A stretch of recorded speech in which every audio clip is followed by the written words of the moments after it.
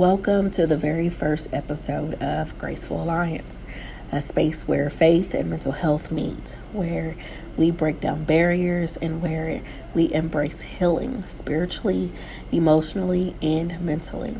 I'm your host, Dakeisha Stevenson, a licensed professional clinical counselor, and I am so honored to have you here today.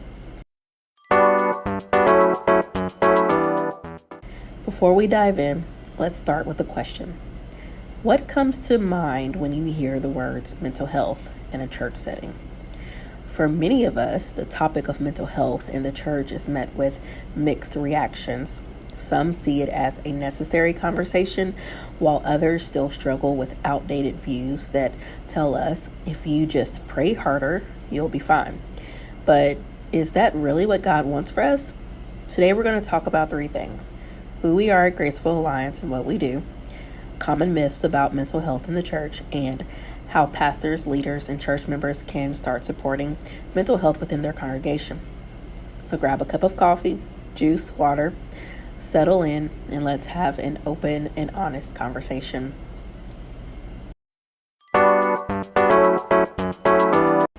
So before we tackle the heavy topics, let me introduce to you Graceful Alliance.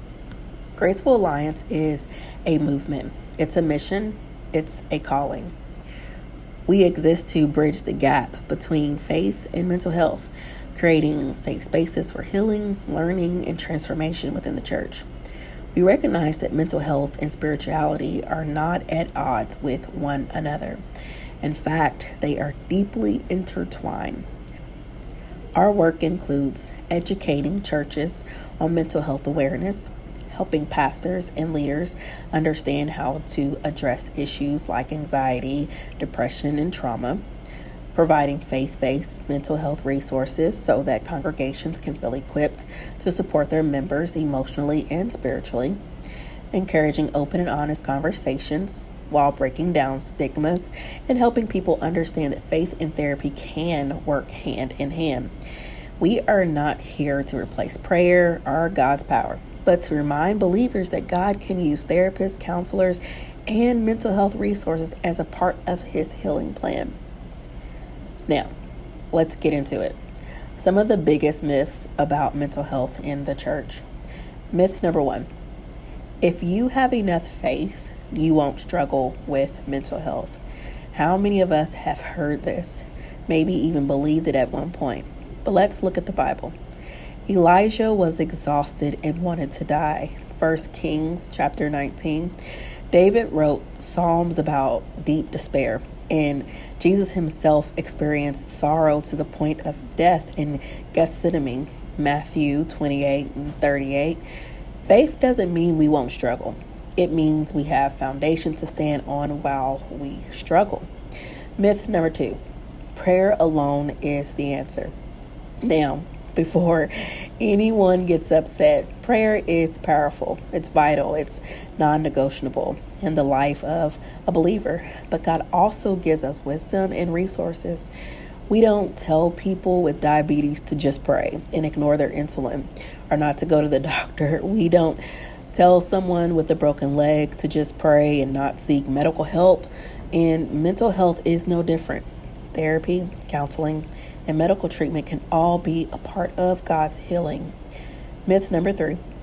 Mental illness is a sign of demonic possession. This is a deep one, and unfortunately, some still believe it. While spiritual warfare is real, not every mental health struggle is caused by demons. Trauma, genetics, and life experiences all play a role. We need discernment. Myth number 4. Therapy is for people who don't trust God. I want to flip this. Going to therapy can actually be an act of trust in God. Seeking wisdom, counsel, and healing aligns with Proverbs 11 and 14, which says, "Where there is no counsel, the people fall. But in the multitude of counselors, there is safety." If you've ever hesitated about therapy because you thought it meant you lacked faith, let me reassure you today. Your faith and your healing can walk together. So, If we know these myths exist, what can we do about them?